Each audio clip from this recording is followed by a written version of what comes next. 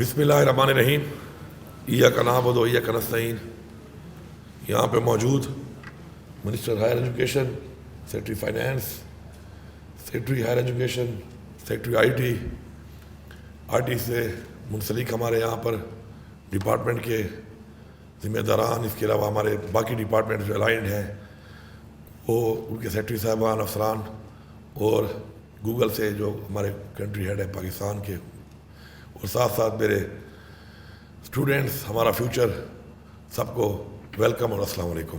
میرے خیال میں جو آپ کو کمپلیٹ ایک یہاں پہ پریزنٹیشن دی گئی ہے، وہ پریزنٹیشن وہ ہے کہ جہاں سے ہم نے سٹارٹ لیا اس گورنمنٹ کے بعد، اور مجھے یہ سٹیپ بائی سٹیپ دی گئیں، اور اس کے ساتھ ہم نے آگے ڈسکس کر کے اپنے حالات کو اور اپنے خزانے کو دیکھتے ہوئے جو انیشیٹو لینے کے لیے ٹارگیٹ دیے، تو اس کی تو ایک ڈیٹیل آپ کو ایک پوری فصل جو ہے ایک ایسی پریزنٹیشن ملی ہے کہ میرے خیال میں آپ میں آئی ٹی کے حوالے سے بیٹھا وہ ہر شخص جس نے غور سے سنی ہے تو اس کے بعد اتنا ہی نالج ہے اس وقت اس ڈپارٹمنٹ اتنا کہ چیف منسٹر کو ہے اس صوبے کے، تو آپ کو سارا بتا دیا گیا ہے کہ کیا کیا ہم نے ان عرصے میں کیا اور کیا کیا ہم نے پلان کیا، اور اس کو پریکٹیکلی اس کو کرنے کے لیے ابھی تک کیا اقدامات ہوئے ہیں، اور آگے ہم کیا دیکھ رہے ہیں اور کیا ہم کرنا چاہ رہے ہیں اس کے اندر۔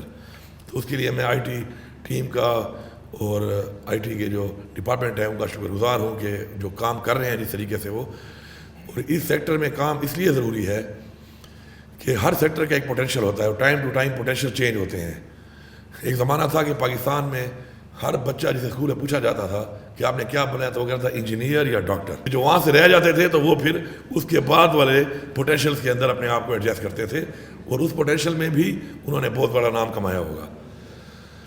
پھر ایک ٹائم آیا کہ سی ایس ایس اور اس کی طرف ایک رجحان ہوا کہ جی لوگوں نے اس طرف کمیشن ایگزام کی طرف اور سی ایس ایس کی طرف ایک رجحان پیدا کیا، اور وہاں پر اس طرف جو ہے ہمارا ایک مین فوکس تھا، اور لگتا تھا کہ جو اس وقت کچھ اچیو کرنا چاہتا ہے، کچھ کرنا چاہتا ہے، تو یہ ایک ایسی اپرچونیٹی ہے کہ جس کے اندر وہ اس ملک کے لیے، قوم کے لیے، اور اپنے ظاہری بات ہے اپنی فیملی کے لیے کچھ کر سکتا ہے۔ پولیٹیشین تو ہر وقت رہ ہی رہے ہیں، ہر دور میں انہوں نے تو ہر اس دور میں جو ہے نا اپنے تجربات سے نوازا ہے اس ملک کو۔ تجربات اچھے تھے یا برے تھے، لیکن پولیٹیشین ایک واحد وہ جو ایک فیلڈ ہے اس کے اندر وہ لگے رہے اور اپنا کام چلتا رہا۔ لیکن اس میں بھی میں کریڈٹ دیتا ہوں عمران خان کو کہ کم از کم اس نے ایک ایسا پالیٹکس میں بھی ایک ایسا نظام پیدا کیا کہ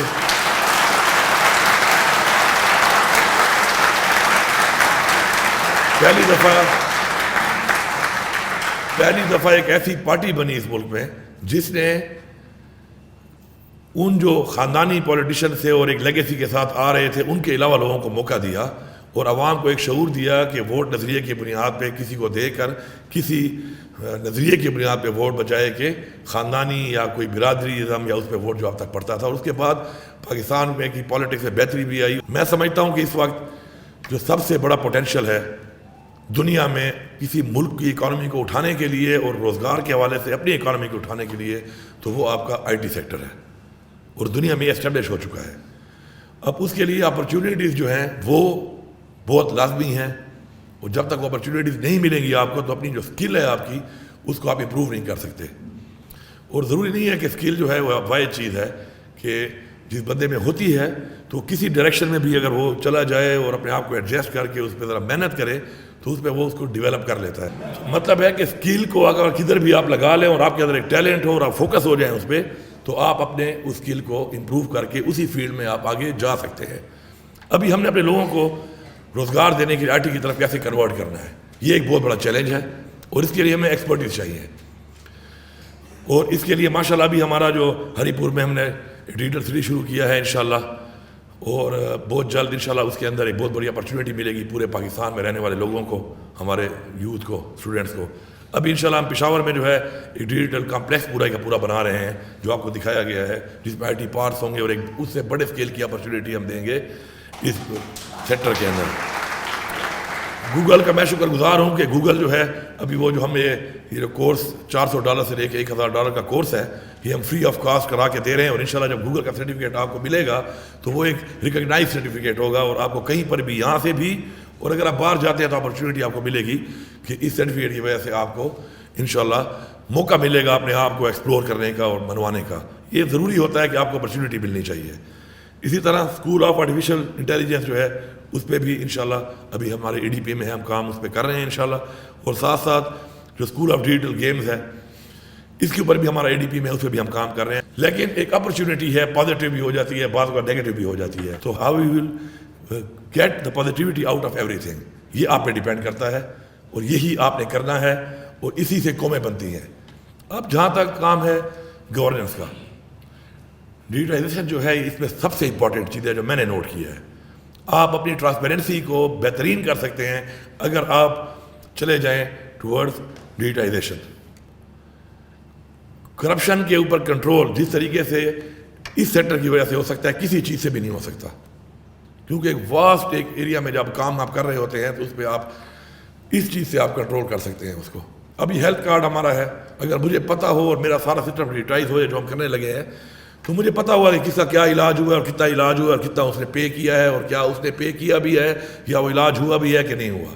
تو یہی واحد چیز ہے جس کی وجہ سے ہم گورننس کو بہتر کر سکتے ہیں, ٹرانسپیرنسی لا سکتے ہیں, کرپشن کا خاتمہ کر سکتے ہیں. میرے والد صاحب ریونیو کے منسٹر سے, انہوں نے اپنے ٹائم میں شروع کیا تھا یہ کمپیوٹرائزیشن آف لینڈ ریکارڈ. پھر 2013 میں جب میں بنا تو پھر میں نے اس پہ پورا فوکس کیا اور ہم نے اس کام کو شروع کیا. اور میں جب دوبارہ ابھی صبح میں آیا اور میں نے دوبارہ اس کی جو اپڈیٹ لی تو ماشاءاللہ بہت زیادہ کام کیا ہوا تھا ہمارے ڈپارٹمنٹ نے. اور میں نے دیکھا کہ ان ایریاز میں کہ جہاں پر لوگ سفارشیں کرتے تھے آنے کے لیے اور پیسے دیتے تھے آنے کے لیے, ان موضوعوں پر کمپیوٹرائزیشن کے بعد کوئی سفارش نہیں کرتا.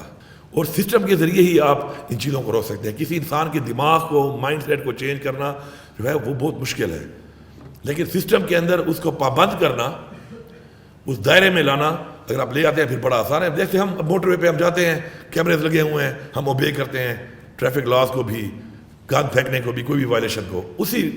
وہی بندہ اسی گاڑی میں جب نیچے اتر کے آتا ہے تو وہ اس طریقے سے بہیو نہیں کرتا.